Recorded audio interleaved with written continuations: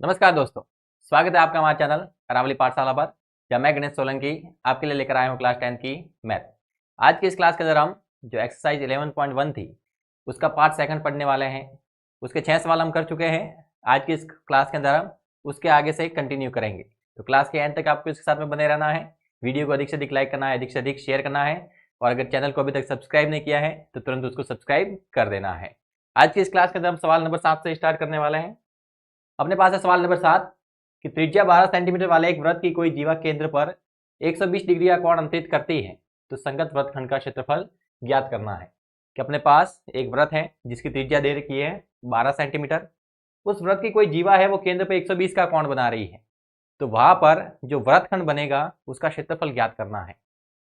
अगर यहाँ पर उस वृत्तखंड की बात करें तो एंगल 120 है, तो जो जीवा है वो अपने पास जो वृत्तखंड का निर्माण करेगी वहां पर जो संगत वृत्तखंड बनेगा वो लघु बनेगा। यानी हमें लघु वृत्तखंड का क्षेत्रफल ज्ञात करना है। सवाल के अंदर पाई की वैल्यू 3.14 लेनी है और √3 की वैल्यू 1.73 लेनी है। यानी यहाँ पर हमें एक सर्कल बनाना पड़ेगा। ये अपने पास सर्कल है। इस सर्कल के अंदर अगर हम कहें कि कोई जीवा है, अगर ये अपने पास जीवा है तो ये जो जीवा है वो केंद्र पर 120 का कोण अंतरित करती है। ये जीवा केंद्र पर कितने का कोण अंतरित करती है? 120 का। यानी यहाँ पर जो एंगल बन रहा है वो बन रहा है 120 का। तो यहाँ पर संगत वृत्तखंड का क्षेत्रफल ज्ञात करना है। यानी यहाँ पर हमें इस वृत्तखंड का क्षेत्रफल ज्ञात करना है। अगर ये O है, इस जीवा को हम ए बी कहें, तो यहाँ पर अपने पास यहाँ से लेकर यहाँ तक ये पूरा अपने पास एक त्रिज्यखंड है। पर त्रिज्यखंड के अंदर से अगर हम ये त्रिभुज है इसको घटा देते हैं तो पीछे जो एरिया बचेगा वो अपने पास ये रहेगा, जो कि अपने पास वृत्तखंड है। यानी अगर इस वृत्तखंड का क्षेत्रफल चाहिए तो इस त्रिज्यखंड के अंदर से इस त्रिभुज का क्षेत्रफल हमको क्या करना पड़ेगा? घटाना पड़ेगा। अगर यहाँ पर इस सवाल के अंदर त्रिज्या की बात करें तो त्रिज्या दे रखी है 12 सेंटीमीटर। यानी यहाँ से यहाँ तक ये जो रेडियस है ये है 12 सेंटीमीटर। थीटा की वैल्यू है अपने पास 120 डिग्री। सारे मान दिए गए हैं, आराम से इसको हल कर सकते हैं। यानी यहाँ पर अगर हम कहें कि वृत्त की त्रिज्या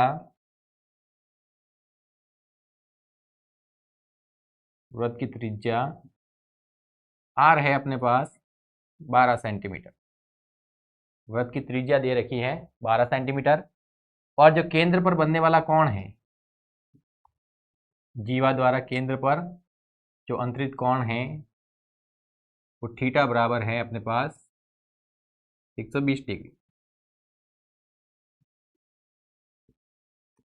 थीटा बराबर हो जाएगा 120 डिग्री। यहाँ पर अगर हम वृत्तखंड के क्षेत्रफल की बात करें तो यहाँ पर हमें जो वृत्तखंड ज्ञात करना है वो लघु वृत्तखंड है। तो यहाँ पर अगर हम वृत्तखंड के क्षेत्रफल की बात करेंगे तो दोनों लघु ही हैं। वृत्तखंड भी लघु है, जो त्रिज्यखंड है वो भी लघु है। वृत्तखंड का क्षेत्रफल, तो त्रिज्यखंड के क्षेत्रफल में से क्या कर दें? त्रिभुज का क्षेत्रफल घटा दें। यहाँ से यहाँ तक पहले पूरा एरिया ज्ञात कर लेते हैं, उसके अंदर से ये ट्राइंगल है वो घटा देते हैं, तो अपने पास ये वृत्तखंड बचेगा। यानी वृत्तखंड का क्षेत्रफल कब आएगा? जब त्रिज्यखंड के क्षेत्रफल में से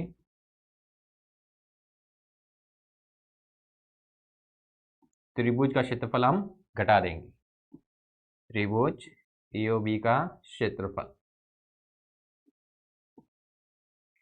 त्रिज्यखंड का क्षेत्रफल लिखते हैं थीटा बटे 360 degree into pi R square minus त्रिभुज का जो क्षेत्रफल है वो अपने पास अब लिखेंगे 1/2 आर स्क्वायर साइन थीटा। अपने पास जो त्रिभुज का क्षेत्रफल होगा वो बनेगा 1/2 R square sine theta. 1/2 into आधार इंटू ऊंचाई से इसको हल करने की जरूरत नहीं है। हमने डायरेक्ट एक त्रिभुज का फॉर्मूला दूसरा अपनाया है सब जगह, जो है 1/2 आर स्क्वायर साइन थीटा। इसको किस प्रकार से हम काम में लेते हैं, ये फॉर्मूला किस प्रकार से आता है कि जब हमने ये चैप्टर स्टार्ट किया था तो उसके जो इंट्रोडक्शन वाला पार्ट है उसके अंदर हमें ये पूरा का पूरा कॉन्सेप्ट अच्छे से समझाया था। आपको डिस्क्रिप्शन में उस वीडियो का लिंक मिल जाएगा, जहाँ पर जाकर आप देख सकते हैं कि त्रिभुज का क्षेत्रफल किस प्रकार से हम 1/2 आर स्क्वायर साइन थीटा काम में लेते हैं। ये जो एरिया ऑफ ट्राइंगल है 1/2 आर स्क्वायर साइन थीटा, ये 100% वैलिड है। इसको आप एग्जाम के अंदर काम में ले सकते हैं। थीटा की वैल्यू अपने पास 120 डिग्री बटे में 360 डिग्री। पाई की जगह वैल्यू पुट करनी है 3.14 और आर का स्क्वायर मतलब 12 इंटू 12 माइनस 1/2 आर का स्क्वायर मतलब हो जाएगा 12 इंटू 12। साइन थीटा है, साइन थीटा की जगह कौन सी वैल्यू इस्तेमाल करनी है 120 डिग्री। अगर यहाँ से पॉइंट हटाएंगे तो बटे में क्या आ जाएगा 100 आ जाएगा।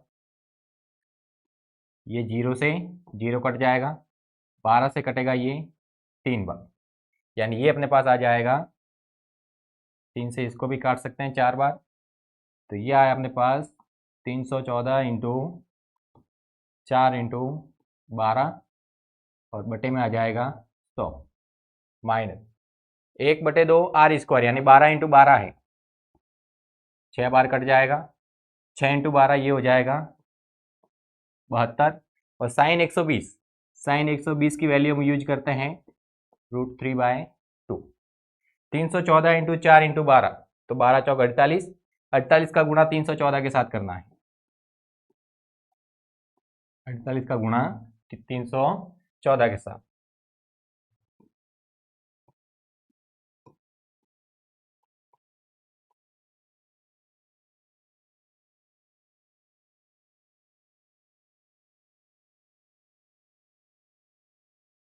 ये आएगा अपने पास 150 72 बटे 100 माइनस, इसको काट सकते हैं 36 बार, क्या है 36 इंटू √3 की वैल्यू हमें रखनी है 1.73, तो इसकी जगह आ जाएगा 1.73, पॉइंट हटाएंगे तो बटे में यहाँ पर भी कितना आ जाएगा तो आ जाएगा, यानी 36 और 173 का हमें गुणा करना है।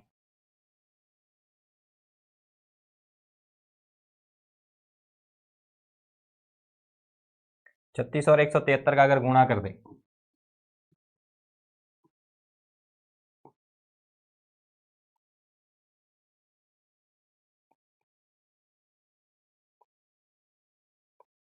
ये आएगा अपने पास 8 9 3 12 का 2 हासिल 1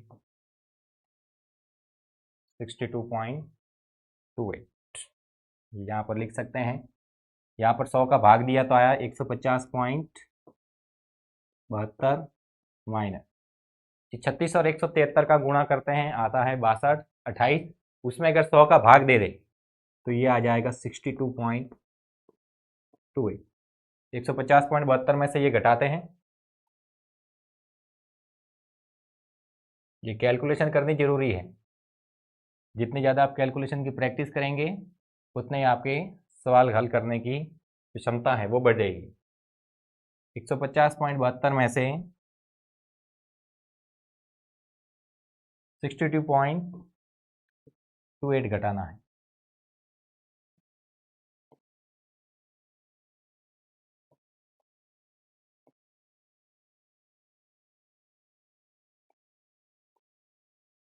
ये आएगा अपने पास 88.44 सेंटीमीटर स्क्वायर, यानी ये इस वृत्तखंड का क्षेत्रफल होगा। वृत्तखंड का क्षेत्रफल कितना आया अपने पास 88.44 सेंटीमीटर स्क्वायर। वृत्तखंड का क्षेत्रफल ज्ञात करना है तो त्रिज्यीय खंड का क्षेत्रफल ज्ञात करना पड़ेगा और उसके अंदर से त्रिभुज का क्षेत्रफल हमें घटाना पड़ेगा। तो त्रिज्यीय खंड का क्षेत्रफल थीटा बटे 360 इंटू पाई आर स्क्वायर, वही फॉर्मूला। त्रिभुज का क्षेत्रफल 1/2 आर स्क्वायर साइन थीटा, यही फॉर्मूले में इस्तेमाल करते हैं। वैल्यू पुट की थीटा की जगह 120 बटे में 360, पाई की वैल्यू 3.14, आर की वैल्यू 12 तो 12 इंटू 12 आर स्क्वायर था, 1/2 आर स्क्वायर साइन थीटा। अब ये साइन 120 है, कितना है अपने पास साइन 120, तो साइन 120 की वैल्यू हमें याद रखनी है कि जो साइन 120 डिग्री होता है वो √3/2 होता है, क्योंकि नॉर्मली हम जो वैल्यू पढ़ते हैं वो 90 डिग्री तक पढ़ते हैं। जैसे हम लिखते हैं साइन की value 0 degree, 30 degree, 45 degree, 60 degree, 90 degree. Sine 0 की वैल्यू 0, 30 की 1/2, 45 की 1/√2, 60 की √3/2, और 90 की होती है 1। अब जैसे ही 90 से इधर की ओर जाएंगे तो जितना जितना गैप हमने यहाँ पर बढ़ाया था उतना का उतना इधर भी बढ़ाना है, यानी साइन 90 की वैल्यू ये सेम रहेगी। अब 90 से वापस इधर जाएंगे तो 0 से 30 बढ़ा था तो 90 से भी 30 बढ़ाना है, ये 120 के बराबर होगा। फिर 30 से 45 के लिए 15 बढ़ाया था तो 120 में भी 15 बढ़ाना है, ये हो जाएगा 135। फिर 45 से 15 बढ़ाया था तो 60 आया था तो 135 से भी 15 बढ़ाना है, 150 हो जाएगा। 60 से 30 बढ़ाया था तो 90 आया था, 150 से 30 बढ़ाएंगे तो ये हो जाएगा 180 डिग्री। यानी ये मान है वो 120, 135, 150 और 180 के होंगे। तो यहाँ पर 120 का मान √3/2 ही रहेगा, जो कि साइन साइड की वैल्यू होती है। तो साइन 120 की जगह हम यूज करेंगे √3/2। √3 की वैल्यू 1.73। ये जो भी मल्टीप्लाई डिवाइडेशन है ये आपको अच्छे से आना चाहिए। ये कैलकुलेशन आप जितनी अच्छे से करेंगे उतने सवाल को करने में आपको आसानी रहेगी। तो कैलकुलेशन आपको अच्छी रखनी है ताकि सवाल के अंदर कहीं पर भी कोई समस्या ना हो। इसका नेक्स्ट क्वेश्चन देखते हैं। लिखा हुआ है 15 मीटर भुजा वाले एक वर्गाकार घास के मैदान के एक कोने पर लगे खूंटे से एक घोड़े को 5 मीटर लंबी रस्सी से बांध दिया गया है। ज्ञात कीजिए कि मैदान के उस भाग का क्षेत्रफल जहां घोड़ा घास चर सकता है। कहा है कि अपने पास एक वर्गाकार घास का मैदान है, एक वर्गाकार घास का मैदान है जिसके एक कोने पर एक खूंटी लगी है जहां से हमने घोड़े को बांध दिया है। अब जो रस्सी है वो 5 मीटर लंबी है, यानी अगर हम कहें कि रस्सी कुछ इस प्रकार से है, यहां से यहां तक, यहां पर अपने पास घोड़ा बंधा हुआ है तो यहां से यहां तक ये जो रस्सी बीच में ढीली है, अगर इसको सीधा भी करेंगे तो ये रस्सी मान सकते हैं कि लगभग अपने पास यहां तक पहुंचेगी। अगर इसको यहाँ पर लाकर ऐसे हम खड़ा करें तो ये रस्सी अपने पास यहाँ तक आएगी। फिर अगर घोड़ा यहाँ से चरना स्टार्ट करेगा तो इस अंदर वाली जगह पर चढ़ सकता है, इधर चढ़ सकता है। अब फिर घोड़ा अगर हम 5 मीटर की दूरी मापे तो यहाँ से इतनी इतनी दूरी पर चढ़ सकता है। यानी ये जो हमने लाइन खींची है इस प्रत्येक स्थान पर इस बिंदु से जो दूरी होगी वो 5 मीटर रहेगी। इस बिंदु से इस लाइन के ऊपर सब जगह जो बिंदु हैं उन सभी बिंदुओं तक जो दूरी होगी वो कितनी होगी, 5 मीटर। यानी घोड़ा है वो यहाँ पर चढ़ सकता है। उसके बाद में ये जो सारी जगह है इस सब जगह पर घोड़ा घास खा सकता है।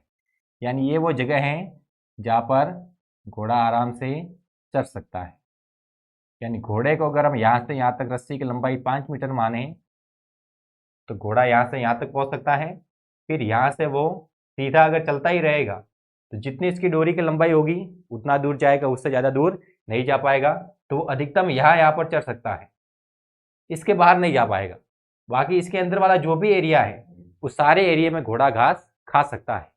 यानी हमें ये जो अंदर वाला एरिया है इसको ज्ञात करना है, क्योंकि वो एरिया है जहाँ पर वो घोड़ा घास खा सकता है। तो घोड़े के द्वारा घास चरने की जगह पता करनी है तो यहाँ से यहाँ तक ये एरिया पता कर लें। अगर यहाँ पर हम एंगल की बात करते हैं तो ये वर्ग है, तो वर्ग के अंदर जो प्रत्येक कोण है वो 90 डिग्री का होता है। तो यहाँ पर जो एंगल है वो 90 डिग्री का होगा। एंगल कितने डिग्री का होगा, 90 डिग्री का।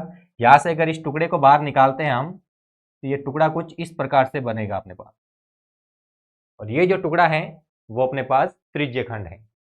ये टुकड़ा अपने पास क्या है, त्रिज्य खंड है, जिसके अंदर यहाँ से यहाँ तक ये जो डिस्टेंस है ये 5 मीटर है, और यहाँ पर जो एंगल है वो 90 डिग्री है। यानी हमें यहाँ पर त्रिज्य खंड का क्षेत्रफल ज्ञात करना है। सीधी सी बात ये है कि यहाँ पर हमें जो ये एरिया निकालना है ये त्रिज्य खंड का है, यानी घोड़ा उस त्रिज्य खंड के अंदर ही चढ़ सकता है। तो उस त्रिज्य खंड का अगर क्षेत्रफल निकाल दे तो ये घोड़े द्वारा चरे जा सकने वाले घास के मैदान का क्षेत्रफल हो जाएगा। यहाँ पर अगर रेडियस की बात करें तो जो रेडियस होगी वो 5 मीटर होगी, क्योंकि यहाँ से यहाँ तक ये अपने पास एक त्रिज्य खंड बना है तो ये यहाँ से यहाँ तक त्रिज्या हो जाएगी। त्रिज्या है अपने पास 5 मीटर, तो कह सकते हैं रस्सी की लंबाई, जो रस्सी की लंबाई है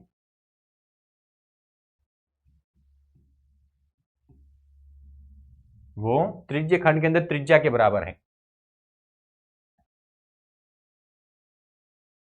त्रिज्या के बराबर है आर कहेंगे, और वो है अपने पास 5 मीटर। जो वर्ग है उसके अंदर जो प्रत्येक कोण होता है वो समकोण होता है, तो कह सकते हैं जो त्रिज्य खंड है उसके केंद्र पर बनने वाला कोण, यानी कह सकते हैं हम वर्ग में प्रत्येक कोण 90 डिग्री का होता है।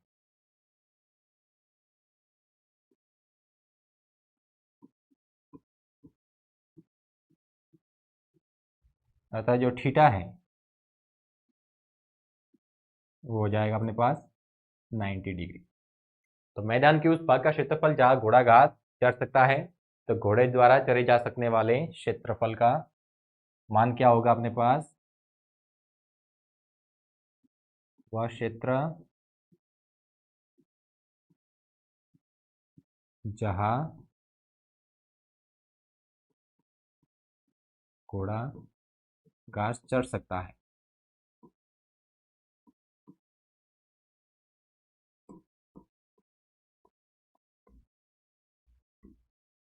वो किसके बराबर होगा, त्रिज्य खंड के क्षेत्रफल के बराबर। यानी वह क्षेत्र जहां पर घोड़ा घास चढ़ सकता है वो त्रिज्य खंड होगा। तो उस क्षेत्र को हमें ज्ञात करना है तो हमें त्रिज्य खंड का क्षेत्रफल पता होना चाहिए। तो यहाँ पर हम कह सकते हैं त्रिज्य खंड का क्षेत्रफल, त्रिज्य खंड का क्षेत्रफल वो अपने पास आएगा थीटा बटे 360 degree into pi R square. Theta का मान 90 डिग्री बटे में 360 डिग्री, पाई की वैल्यू 3.14 रखने को कहा है, तो पाई की जगह आ जाएगा 3.14। पाई की वैल्यू कितनी रखने को कहा है, 3.14। और आर का स्क्वायर मतलब 5 इंटू 5। अगर पॉइंट हटा देंगे बटे में क्या आ जाएगा, तो आ जाएगा 9 से काटा 4 बार, 0 से 0 गया। अब यहाँ पर अगर इसको काटना चाहे, पॉइंट हटाए दिया, नीचे 0 आ गए हैं, 2 से काटे, क्या आ जाएगा अपने पास 157। और 5 से काटे तो ये कट जाएगा अपने पास 20 बार, 5 से काटे ये कट जाएगा अपने पास 4 बार। यानी यहाँ से ऊपर अपने पास मान बचा है 157 और बटे में 4 दूनी 8। 157 में अगर 8 का भाग दें, 8 एकम 8, 8 9 72, 5 बचेगा, पॉइंट लगा देंगे तो 0 आ जाएगा।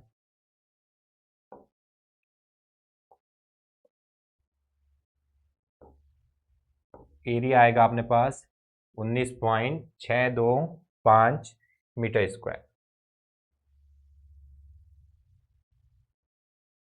157 में अगर हम 8 का भाग देंगे तो अपने पास एरिया कितना आएगा, 19.625 मीटर स्क्वायर। और ये वो एरिया होगा जहाँ पर घोड़ा घास चढ़ सकता है।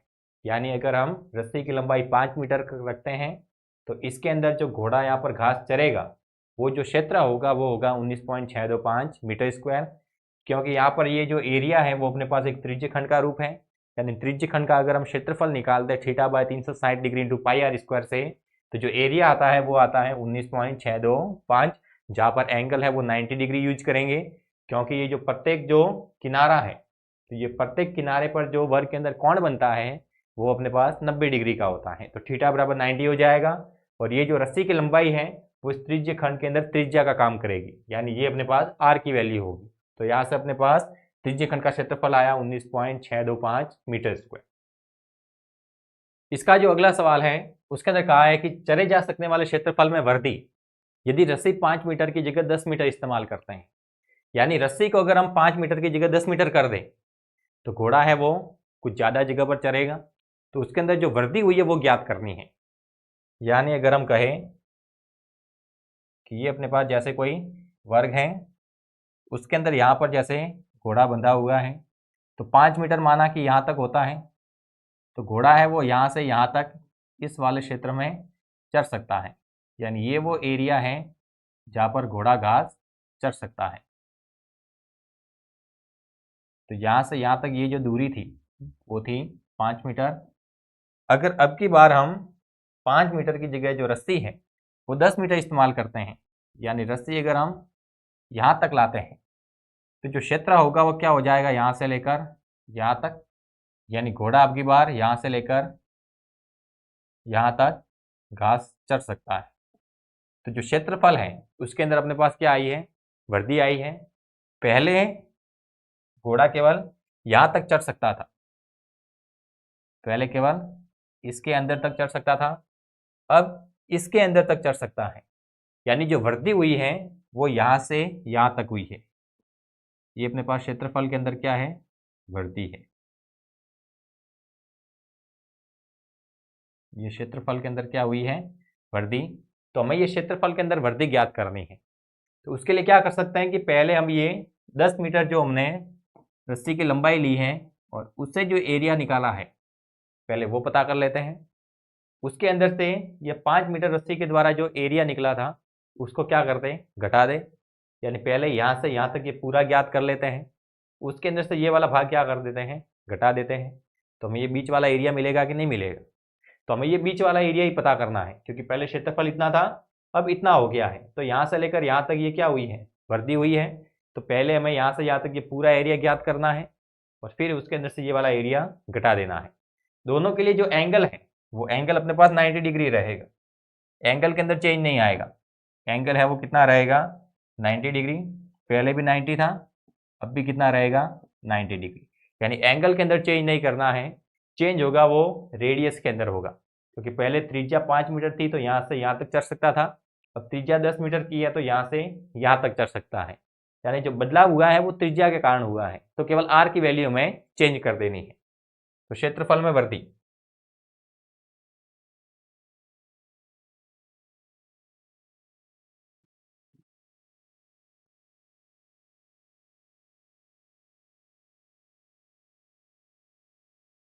क्षेत्रफल में वृद्धि किस प्रकार से निकालेंगे, ये जो बड़ा त्रिज्यीय खंड है उसके अंदर से ये छोटा त्रिज्यीय खंड क्या कर देना है, घटा देना है।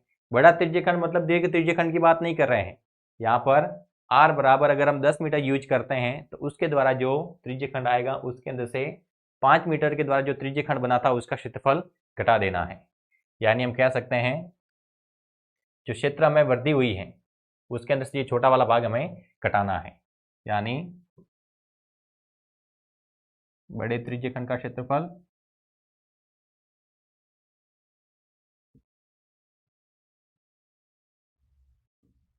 माइनस छोटे त्रिज्यीय खंड का क्षेत्रफल।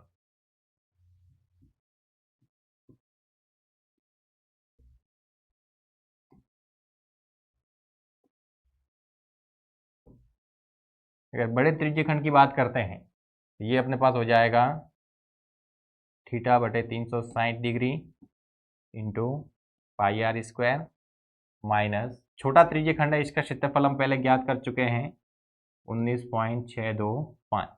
इसके अंदर जो आर होगा वो अपने पास आ जाएगा अब 10, थीटा की जगह 90 रहेगा, बटे में हो जाएगा 360 डिग्री। पाई की वैल्यू लिखनी है 3.14 और आर का स्क्वायर 10 इंटू 10 माइनस 19.625। पॉइंट हटाएंगे बटे में 100 आ जाएगा, 2 जीरो से 2 जीरो कट जाएंगे, 9 से काटेंगे 4 बार, 0 से 0 कट जाएगा, 4 से इसको काटेंगे 157 बार, ये कट जाएगा 2 बार, यानी ये आया 157 बटे 2। 157 में 2 का भाग देंगे तो आएगा 78.5। उसके अंदर से 19.625 क्या करना है, घटाना है।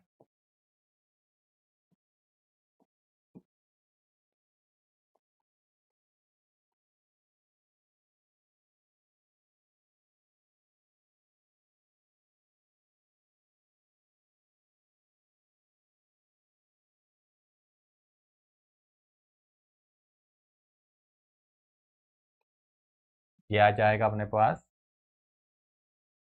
58.875 मीटर स्क्वायर, यानी ये हुई है क्षेत्रफल में वृद्धि।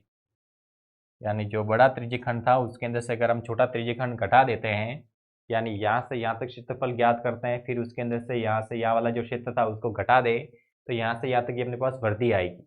और वृद्धि कितनी आई है, 58.875 मीटर स्क्वायर। यानी अगर हम घोड़े के लिए रस्सी की लंबाई बढ़ा देते हैं तो जो एरिया बढ़ेगा वो एरिया आया है अपने पास 58.875 मीटर स्क्वायर। अगला है अपने पास कि एक वर्ताकार ब्रूच को चांदी के तार से बनाया जाना है जिसका व्यास 35 mm है। तार को वृत्त के 5 व्यासों को बनाने में भी प्रयुक्त किया गया है जो उसे 10 बराबर त्रिज्यीय खंडों में विभाजित करता है। तो ज्ञात कीजिए कुल वांछित चांदी के तार की लंबाई। यानी चांदी के तार से हम एक वर्ताकार ब्रूच बनाते हैं, एक वृत्त के आकार का क्या बनाते हैं, ब्रूच बनाते हैं जो कि अपने पास चांदी का है। किसका है? चांदी का है। एक वर्ताकार ब्रूच बनाते हैं जो कि चांदी का है। तो एक तो पहले उससे क्या बनाएंगे, उस वृत्त की परिधि बनानी पड़ेगी। देख लेना किस किस चीज को हम बना रहे हैं चांदी से। तो पहले तो बनाया हमने वृत्त की परिधि। पहले चांदी के तार से हमने क्या बना दी, यहां से लेकर यहां तक वृत्त की परिधि। फिर उस चांदी के तार की सहायता से इसके अंदर हम कुछ व्यास खींच रहे हैं। यानी ये जो हमने लाइन बनाई है बाहर वाली, जो वृत्त के बाहर जो परिधि बनाई है वो चांदी के तार से बनी हुई है। तो अगर इसको मैं बीच में से कहीं से काट कर खींच कर लंबा करता हूं तो इसकी पूरी लंबाई आएगी कि नहीं आएगी? तो अगर परिधि कहे तो वो इस वृत्त की क्या है, लंबाई है। तो पहले तो हमने इसको बना दिया, फिर इसके अंदर हम कुछ व्यास खींचते हैं। व्यास कितने खींचने को कहा है? व्यास खींचने हैं इसके अंदर हमें टोटल मिलाकर 5। यानी माना कि एक व्यास हमने ये खींचा है,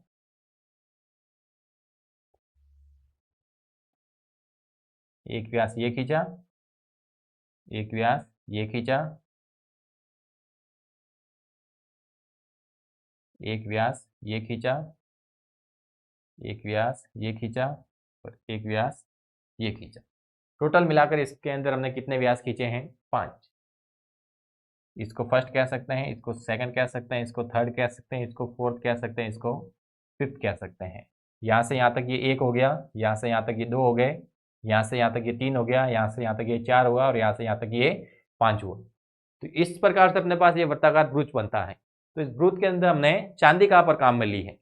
एक तो पहले इससे ये गोल घेरा बनाया यानी परिधि बना दी, यानी 2πr का जो निर्माण हुआ है वो चांदी के तार से हुआ है। उसके बाद में इसके अंदर हमने व्यास खींचे हैं। व्यास होता है 2r। तो 2r लंबाई ये खींची, 2r ये खींची, 2r ये खींची, 2r ये खींची, 2r ये खींची, यानी टोटल मिलाकर 5 व्यास खींचे। तो 2r इंटू 5 10r, यानी 10r तो व्यास हो गए और 2πr जो परिधि है वो होगी। इन सभी का जो निर्माण हुआ है वो चांदी के तार से हुआ है। अगर इसको हम जोड़ देते हैं, इसको अगर हम जोड़ देते हैं तो अपने पास ये टोटल चांदी के तार की लंबाई आ जाएगी। तो यहां पर हम कह सकते हैं कि जो वृत्त है उसकी जो त्रिज्या है वो कितनी हो जाएगी? तो व्यास अगर हमें दिया हुआ है 35 mm, तो जो त्रिज्या है वो हो जाएगी 35/2 mm। ये हो जाएगी वृत्त की त्रिज्या। व्यास दिया है 35 mm, तो त्रिज्या आएगी 35/2 mm। अब चांदी का तार कहां पर काम आ रहा है?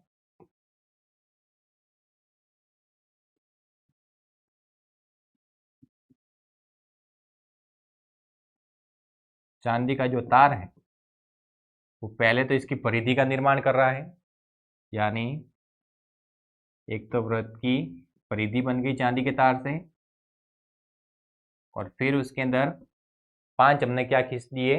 व्यास। 5 क्या खींच दिए? व्यास। यानी जो व्यास है वो भी चांदी के तार से बने हुए हैं, परिधि है वो भी चांदी के तार से बनी हुई है। इसके अलावा कहीं पर भी हमने चांदी काम में नहीं ली है। वृत्त की परिधि की बात करें तो ये होती है अपने पास 2πr और 5 इंटू व्यास है तो मतलब 2r, तो ये हुआ अपने पास 2πr प्लस 10r। और r की वैल्यू हमको पता है, आप चाहे तो यहाँ पर डायरेक्ट 2r की वैल्यू भी रख सकते हैं। जो व्यास होता है वो अपने पास क्या होता है? 2r। तो अगर आप डायरेक्ट 2r की वैल्यू रखना चाहते हैं तो यहाँ पर 2r की वैल्यू भी रख सकते हैं। और 5 इंटू 2 करके अगर आप उसको 10 बना रहे हैं तो यहाँ पर r की वैल्यू पुट कर सकते हैं।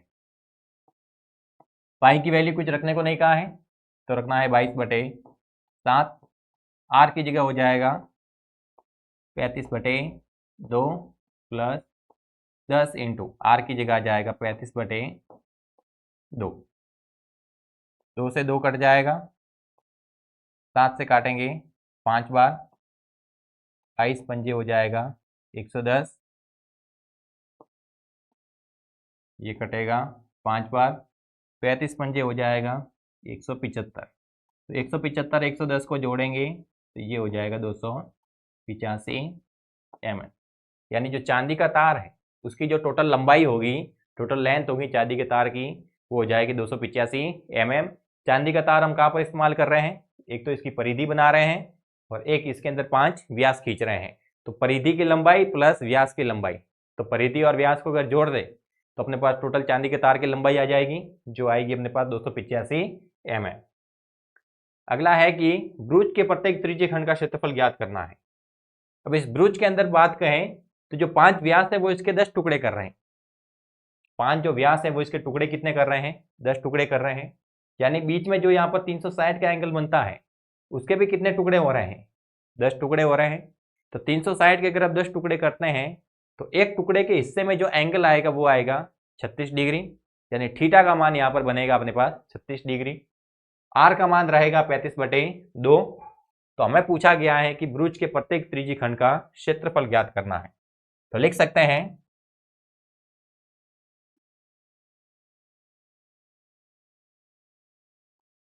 वृत्त में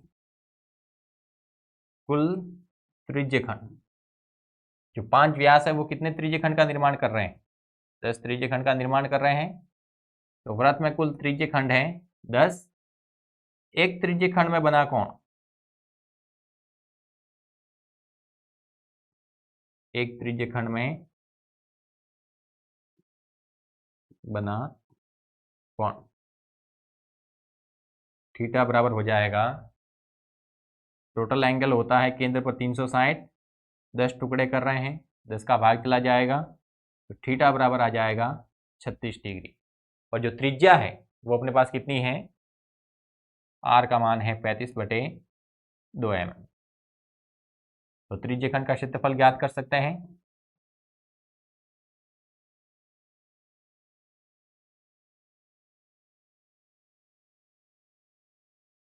थीटा बटे 360 degree into pi R square. Theta की जगह आ जाएगा 36 डिग्री बटे में 360 डिग्री, पाई की जगह 22/7, आर का स्क्वायर मतलब 35/2 गुणा 35/2। 36 से काटेंगे ये कटेगा 10 बार, 7 से काटेंगे ये कटेगा 5 बार, 2 से काटेंगे ये कटेगा 11 बार। चाहे तो इसे भी काट सकते हैं, 5 से कटेगा ये 2 बार। तो ये अपने पास बचा 35 इंटू 11। 35 इंटू 11 करेंगे तो आएगा 385 बटे में 2। 385 में अगर 2 का भाग दें तो 2 एकम 2, 18, 2 दूनी 4, 0.5 mm था तो ये बन जाएगा mm स्क्वायर। यानी 385/2 नहीं आएगा, 4 आएगा, 2 पीछे और है।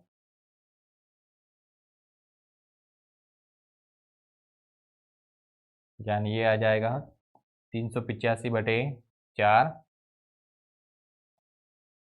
mm square. अगर आप 4 का भाग देना चाहते हैं तो 4 का भाग दे सकते हैं, और अगर 385/4 ही लिखना चाहते हैं तो 385/4 भी सही उत्तर रहेगा। ये अपने पास आएगा त्रिज्यीय खंड का क्षेत्रफल 385/4 मिलीमीटर स्क्वायर।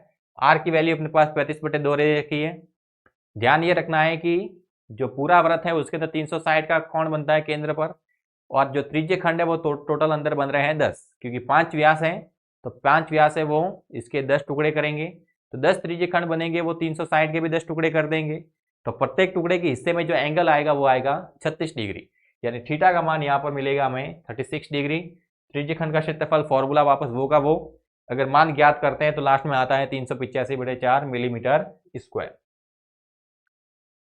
अगला सवाल है अपने पास कि एक छतरी में 8 ताने हैं जो बराबर दूरी पर लगे हुए हैं। छतरी को 45 सेंटीमीटर त्रिज्या वाला एक सपाट वृत्त मानते हुए इसकी दो क्रमागत तानों के बीच का क्षेत्रफल ज्ञात करना है।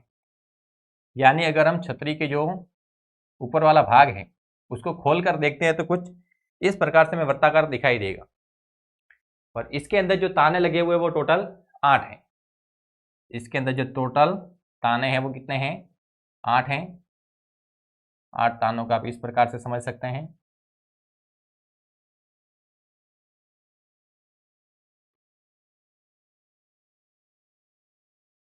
ये छतरी के ऊपर वाला जो भाग था वो है।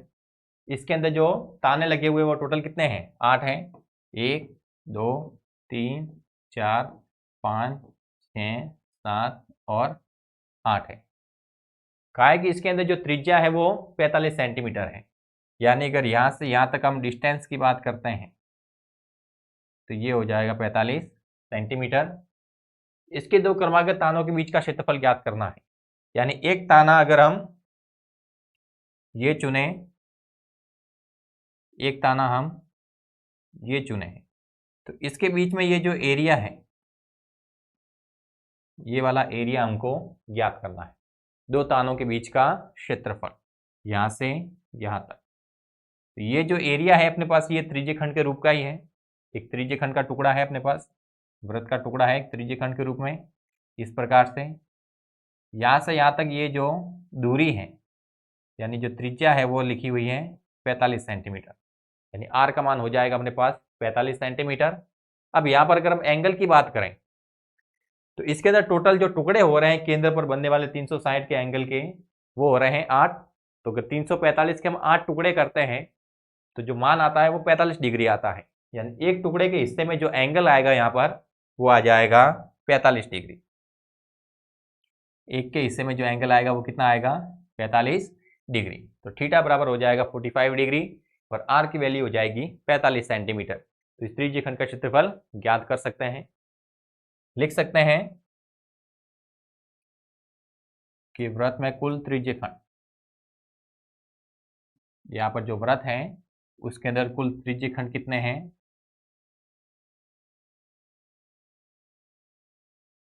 8 है। एक त्रिज्यखंड में बना कौन?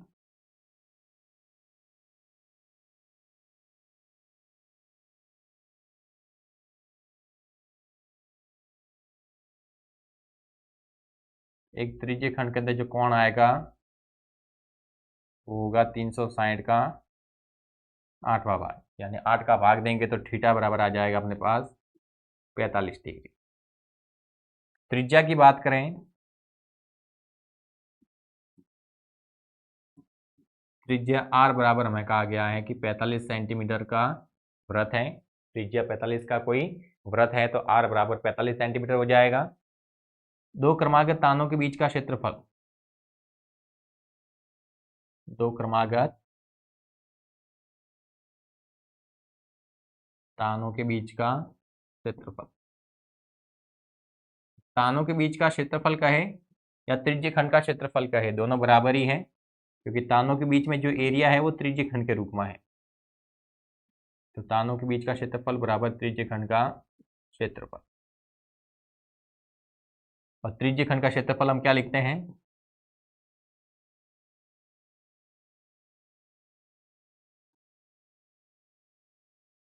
त्रिज्यखंड का क्षेत्रफल हो जाएगा थीटा बटे 360 degree into pi R square. Theta की जगह लिखेंगे 45 डिग्री, बटे में आ जाएगा 360 डिग्री। पाई की वैल्यू रखने को नहीं कहा है तो लिख देना है 22/7। आर का स्क्वायर है तो आर का मान भी 45 ही है, तो 45 इंटू 45। 45 से इसको काट सकते हैं, 8 बार कटेगा, 2 से काटें ये 11 बार, ये कट जाएगा 4 बार। तो 7 इंटू 4 बटे में तो आ गया अपने पास 28। ऊपर अपने पास है 45 इंटू 45 इंटू 11, वैल्यू निकाल देते हैं।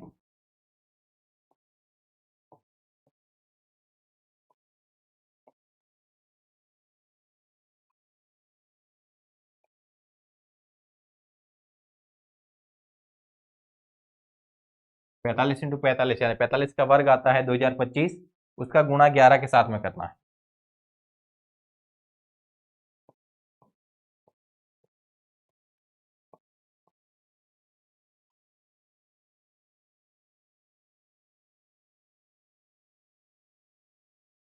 तो ये आएगा अपने पास 22,275,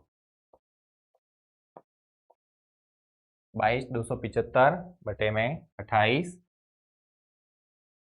सेंटीमीटर स्क्वायर। ये आएगा दोनों तानों के बीच का क्षेत्रफल 2025, 5 का 5, 7, 2, 2, 2। एक बार आपको ये कैलकुलेशन फिर से चेक कर लेनी है, हो सकता है कहीं हमसे मिस्टेक हो जाए। यानी यहाँ से दो क्रमागत तानों के बीच का जो एरिया आएगा, यानी जो त्रिज्यीय खंड का क्षेत्रफल आएगा, वो आएगा 22,275 बटे में 28 सेंटीमीटर स्क्वायर। देखना है कि इसके अंदर टोटल जो त्रिज्यीय खंड बन रहे हैं 8 तानों के द्वारा, वो 8 त्रिज्यीय खंड है, और प्रत्येक त्रिज्यीय खंड के अंदर जो कोण बनेगा वो आएगा 360 का 8वां भाग, यानी 45 डिग्री। तो थीटा का मान 45 हो जाएगा, आर का मान 45 दिया हुआ है। तो ये दो क्रमागत तानों के बीच में जो एरिया है वो त्रिज्यीय खंड के रूप का ही है, यानी त्रिज्यीय खंड का क्षेत्रफल ज्ञात करना है। तो त्रिज्यीय खंड का क्षेत्रफल आता है 22,275 बटे 28 सेंटीमीटर स्क्वायर। इसके साथ ही आज की अपनी ये क्लास है वो यही पर समाप्त होती है। आज की इस क्लास के अंदर हमने सवाल नंबर 7, 8, 9, 10 ये 4 सवाल किए हैं। हमें आशा है कि आपको ये चारों सवाल अच्छे से समझ में आए होंगे। आपको इनकी अच्छे से प्रैक्टिस करनी है, ये बोर्ड एग्जाम के अंदर आने लायक सवाल हैं, तो इन पर थोड़ा ज़्यादा फोकस रखना है। इसकी अगली क्लास में हम इसके लास्ट पार्ट के साथ में आएंगे, जहाँ पर हम सवाल नंबर 11, 12, 13, 14 है वो समझेंगे और उसे हल करेंगे। तब तक के लिए धन्यवाद, टेक केयर। क्लास को अधिक से अधिक लाइक कीजिएगा, अधिक से अधिक शेयर कीजिएगा, और अगर हमारे चैनल को अभी तक सब्सक्राइब नहीं किया है तो तुरंत उसको सब्सक्राइब कर दीजिएगा।